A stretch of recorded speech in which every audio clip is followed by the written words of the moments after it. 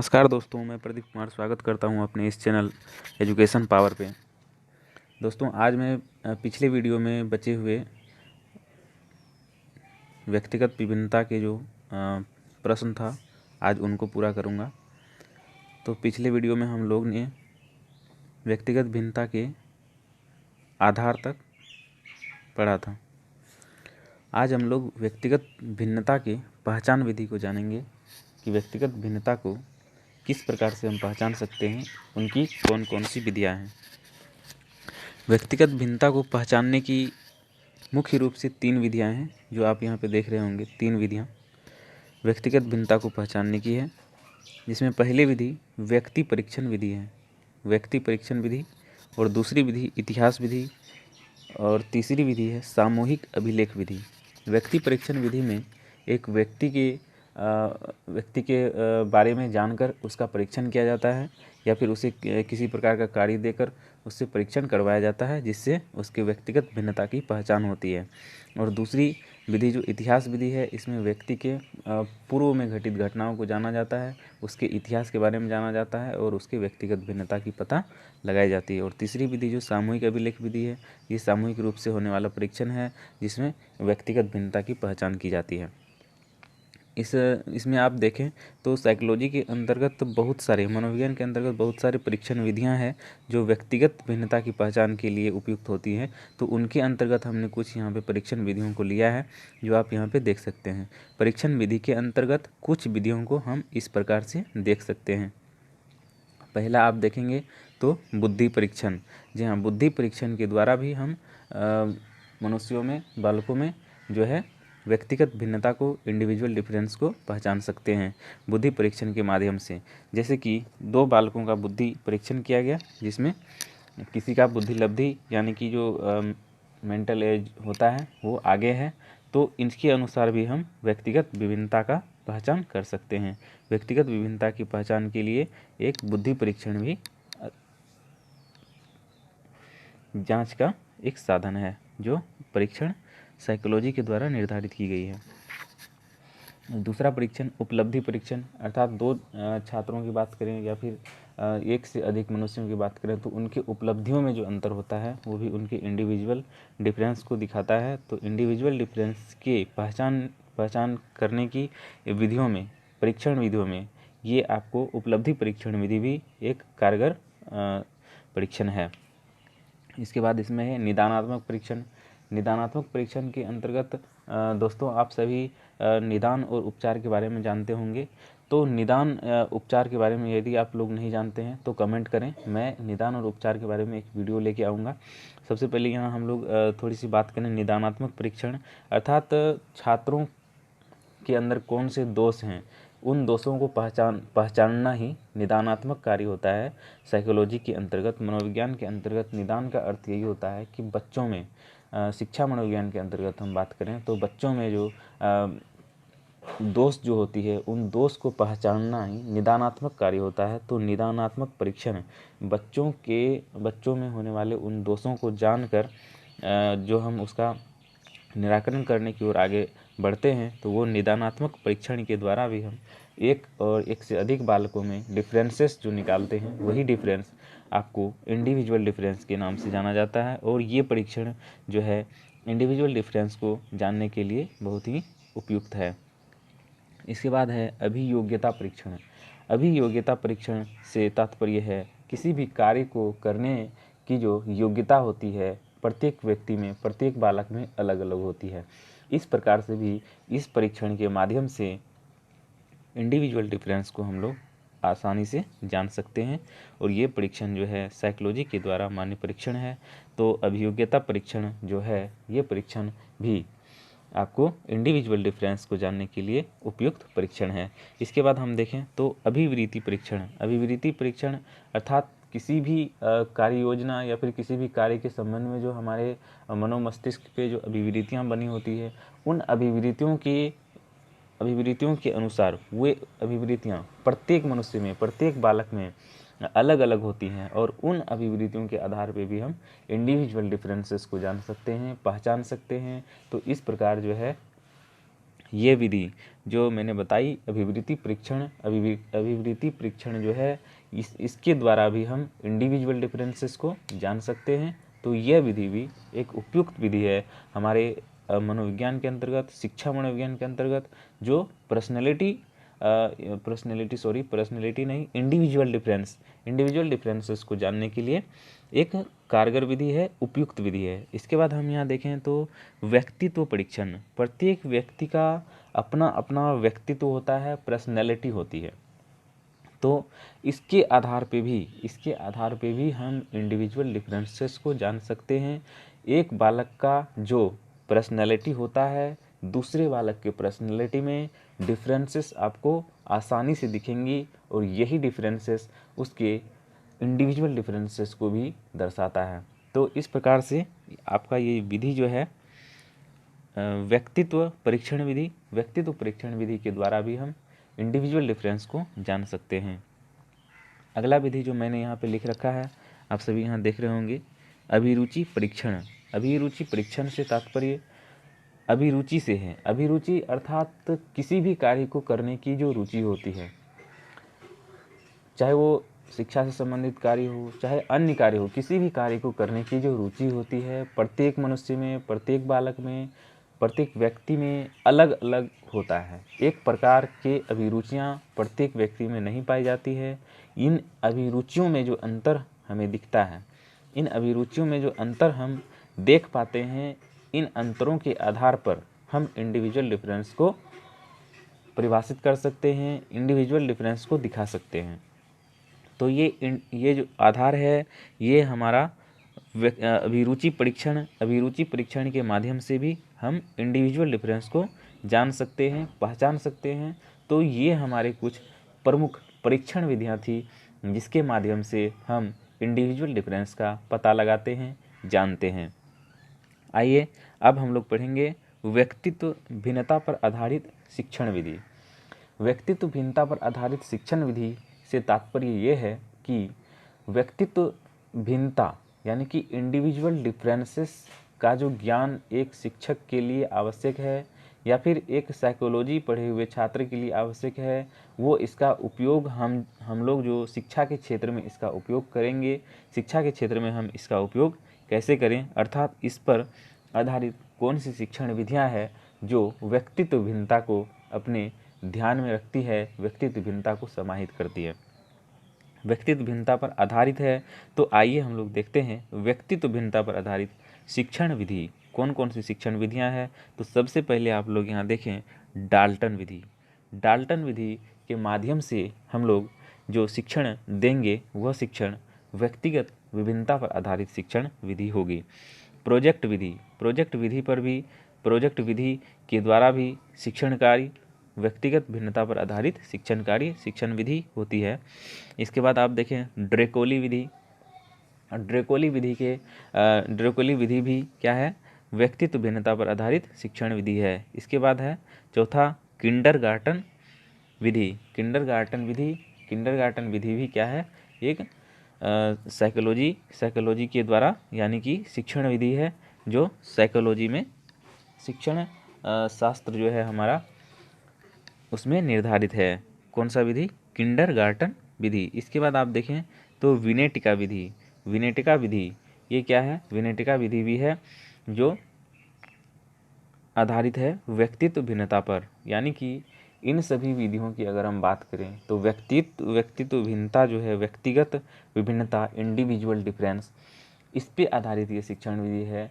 इसके अनुसार ये इसका अर्थ है कि हम यानी कि शिक्षक के अंदर जो इन बातों की जानकारी होती है कि किन छात्रों में किस प्रकार के दोष हैं, किस प्रकार के गुण हैं, उसकी व्यक्तिगत विभिन्नता के आधार पर वह शिक्षक जो है अपने इस विधि का चयन करते हैं और कक्षा का संचालन करते हैं, शिक्षण कार्य करते हैं। और इससे ये होता है कि प्रत्येक छात्र को लाभ मिल पाता है, जिससे व्यक्तिगत विभिन्नता को पहचानते हुए शिक्षण कार्य करने से प्रत्येक छात्र को आसानी से उद्देश्यों की पूर्ति हो पाती है। तो इस प्रकार से व्यक्तिगत विभिन्नता को जानना एक शिक्षक के लिए या बहुत ही आवश्यक है। इसीलिए जो हमारे इस बीएड के कोर्स में या फिर डीएलएड के कोर्स में बहुत ही महत्वपूर्ण चैप्टर के रूप में ये माना जाता है। ये प्रश्न ही बहुत वीवीआई प्रश्न होता है। तो यहाँ आप देखें कि मैंने जो बात की अभी ड्रेकोली किंडरगार्टन विधि की, ड्रेकोली विधि की भी बात की, किंडरगार्टन विधि की बात की, विनेटिका विधि की बात की। अब देखें यहाँ पे कुछ और विधियाँ हैं जिनकी चर्चा मैं यहाँ पे कर देता हूँ। मॉन्टेसरी विधि, इसके बाद है बेसिक शिक्षा विधि जो महात्मा गांधी के द्वारा दी गई थी, आप सभी को पता होगा। इसके बाद आप देखें यहाँ पे गैरी शिक्षण विधि, गैरी शिक्षण विधि है। फिर आपको संविदा विधि है, क्रियात्मक विधि है। क्रियात्मक विधि के अंतर्गत जो है कुछ छात्रों को अलग अलग कार्य दे दिए जाते हैं जिनमें क्रियात्मक उसकी ये देखी जाती है। तो क्रियात्मक विधि के द्वारा यानी कि इंडिविजुअल डिफरेंसेस को पहचान के उनको अलग अलग रूपों में कार्य दिया जाता है। जिसके अंदर ज़्यादा क्षमता होती है तो उसे कुछ अच्छे कार्य दिए जाते हैं, ज़्यादा मुश्किल कार्य दिए जाते हैं, और जो जिसमें क्षमता कम होती है उसे कम मुश्किल काम दिए जाते हैं, ताकि दोनों छात्रों का विकास जो है समुचित ढंग से हो सके। इसीलिए एक क्रियात्मक विधि को भी इसमें सम्मिलित किया जाता है। इसके बाद आप देखें तो अभिक्रमित अनुदेशन विधि है, फिर कहानी विधि है। कहानी विधि भी इंडिविजुअल डिफरेंसेस को अच्छे तरह से कवर करता है। तो कहानी विधि के माध्यम से भी जो है इंडिविजुअल डिफरेंस पहचान कर कहानी विधि का भी हम लोग उपयोग करते हैं कक्षा शिक्षण में। तो हमारा शिक्षण जो है वो प्रभावी होता है और उद्देश्य पूर्ण होता है। इसके बाद आप देखें तो वार्तालाप विधि, वार्तालाप विधि के माध्यम से छात्रों से अधिक जुड़ा जा सकता है और छात्र जो है आसानी से अर्थात बिना डरे बिना सहमे वे हर एक चीज़ को सीख सकते हैं। तो इंडिविजुअल डिफरेंसेस को पहचानने के बाद किन्हीं छात्रों में डर होता है, डर का माहौल होता है, और किन्हीं छात्रों में बहुत ही निडरता होती है। तो इस प्रकार से जो छात्र डर रहे हैं, जो छात्र सहम रहे हैं, उन सभी को वार्तालाप विधि से बहुत ज़्यादा लाभ होते हैं। और ताकि वे जितने छात्र जो डरे सहमे रहते हैं या फिर कम जानकारी वाले होते हैं इंडिविजुअल डिफरेंसेस के कारण, तो उन सभी में समान रूप से शिक्षण उद्देश्य की पूर्ति के लिए जो है वार्तालाप विधि का भी हम लोग सहारा लेते हैं। तो ये सभी जितनी भी विधियाँ मैंने यहाँ पे बताई, ये सारी विधियाँ साइकोलॉजी के अंदर लिखी हुई है और हमने किताब पर आधारित ये विधियाँ यहाँ पे लिखी है। और यदि आप सभी इस वीडियो जो इस वीडियोज में जितनी भी विधियाँ की चर्चा हुई है, इन सभी विधियों के प्रतिपादक का नाम जानना चाहते हैं तो आप कमेंट करें, हम इस पे एक वीडियो लेके आएंगे जिसमें इन सभी विधियों के प्रतिपादकों के नाम हम आप सभी के सामने लाएंगे। ठीक है, आगे हम लोग चलते हैं व्यक्तित्व भिन्नता के शैक्षिक महत्व, अर्थात व्यक्तिगत विभिन्नता जो होती है, इंडिविजुअल डिफरेंसेस जो होती है, इसकी शैक्षिक महत्व क्या है, आखिर शिक्षा के क्षेत्र में इसका क्या महत्व है, इसे हम लोग जानते हैं। आइए यहाँ पे देखें तो सबसे पहले जो व्यक्तिगत विभिन्नता के इंडिविजुअल डिफरेंसेस के शिक्षक शैक्षिक महत्व हैं वह हैं कक्ष प्रबंधन में व्यक्तिगत विभिन्नता का ज्ञान सहायता प्रदान करती है। बिल्कुल सही, कक्ष प्रबंधन अर्थात एक शिक्षक जब कक्ष में जाता है तो किस प्रकार से वो कक्ष का प्रबंधन करे, इसके लिए व्यक्तिगत विभिन्नता का ज्ञान यानी इंडिविजुअल डिफरेंसेस का ज्ञान होना अत्यंत ही आवश्यक है। शिक्षक जब छात्रों के बीच में जाते हैं तो वे वहाँ पर व्यक्तिगत विभिन्नता को पहचानते हैं, किन छात्रों में किन प्रकार का दोष है, किस प्रकार का गुण है, उसके अनुसार कक्ष का प्रबंधन करते हैं। छात्रों को एक स्थान से उठाकर दूसरे स्थान पर बिठाना, ये कक्ष प्रबंधन में उनको सहायता प्रदान करती है जो इंडिविजुअल डिफरेंसेस का ज्ञान रखते हैं। तो इसके बाद आप देखें तो दूसरी जो इसकी शैक्षिक महत्व है वह है शिक्षण विधि के चयन में व्यक्तित्व भिन्नता का ज्ञान सहायक होता है। बिल्कुल मेरे दोस्त, मैंने अभी चर्चा की है कि शिक्षण जो विधियां मैंने बताई आप सभी को, इससे पहले जो शिक्षण विधियां बताई, उन सभी शिक्षण विधियों का प्रयोग हम कौन सी विधियों का चयन करें, कौन सी विधि का प्रयोग करें, इसके लिए हमें इंडिविजुअल डिफरेंस को जानना अत्यंत ही आवश्यक है। और एक शिक्षक के अंदर यदि इंडिविजुअल डिफरेंसेस का ज्ञान है तो वो आसानी से व्यक्तिगत विभिन्नता को ध्यान में रखते हुए शिक्षण विधि का चयन कर सकते हैं और शिक्षण कार्य के उद्देश्यों को आसानी से पूर्ण कर सकते हैं। तो अगले जो इसका शैक्षिक महत्व है उनमें हम लोग देखेंगे कि व्यक्तिगत विभिन्नता व्यक्तिगत शिक्षण पर बल देता है। इसके अनुसार बालकों को ध्यान में रखकर शिक्षा की व्यवस्था करनी चाहिए। बालक को ध्यान में रखकर शिक्षा की व्यवस्था करनी चाहिए। बिल्कुल अभी भी जो एनसीएफ जो हमारा कहता है केंद्र में बालक को रखने की बात करता है, तो उसी प्रकार से यहाँ भी जो हमारा शिक्षा मनोविज्ञान है उसके अंतर्गत जो है इंडिविजुअल डिफरेंसेस ये कहता है कि व्यक्तिगत शिक्षण की बात करता है, अर्थात प्रत्येक व्यक्ति के अंदर जो प्रतिभा होती है, जो हुनर होती है, जो कमी होती है, दोष होती है, उसको जानकर व्यक्तिगत रूप से उसका शिक्षण किया जाए ताकि उनका विकास सर्वोपरि हो सके, आगे बढ़ सके, उसका उद्देश्य पूर्ण हो सके। इस प्रकार जो है व्यक्तिगत विभिन्नता यानी कि इंडिविजुअल डिफरेंस व्यक्तिगत शिक्षण पर बल देता है। इसके अनुसार बालकों को ध्यान में रखकर शिक्षण करना होता है। अब अगला इसका जो शैक्षिक महत्व है वह है व्यक्तिगत भिन्नता का ज्ञान बच्चों के शारीरिक दोषों को समझने में सहायक होता है। मैंने अभी अभी इस वीडियो में चर्चा की है शारीरिक दोष यानी कि निदानात्मक कार्य। मैंने बताया था निदानात्मक कार्य और उपचारात्मक कार्य। मैं इसके बाद एक वीडियो लेके आऊँगा जिसमें निदानात्मक और उपचारात्मक शिक्षण के बारे में चर्चा करूँगा। तो शारीरिक जो दोष को जानने का हम लोग प्रयत्न करते हैं, किसी में लेखन संबंधी दोष होती है, किसी में सुनने संबंधी दोष होते हैं, किसी में बोलने संबंधी दोष होते हैं। तो इन सभी दोषों को पहचानना, इन सभी दोषों को पहचान कर उसका जो निराकरण हम लोग करते हैं, तो शारीरिक दोष उसी के अंतर्गत आता है जो निदानात्मक कार्यों के द्वारा शिक्षक जान पाते हैं। तो व्यक्तिगत विभिन्नता जो है, व्यक्तिगत विभिन्नता का ज्ञान हमें जो है बालकों के शारीरिक दोषों को समझने में सहायता प्रदान करती है। इसके बाद आप देखें 5वां नंबर में, तो बच्चों को गृह कार्य देते समय व्यक्तित्व भिन्नता का ध्यान रखना चाहिए।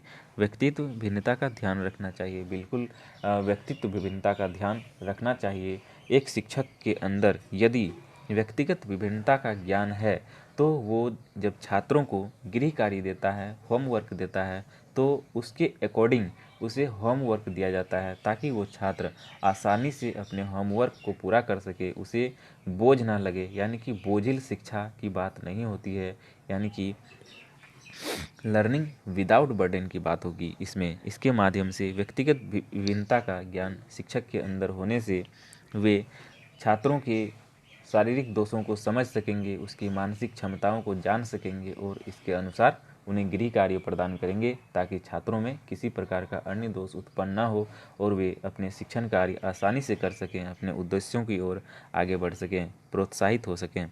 इसके बाद हम देखें तो 6ठे नंबर पे जो है व्यक्तिगत भिन्नता का ज्ञान कक्षा के वर्गीकरण में सहायक होता है।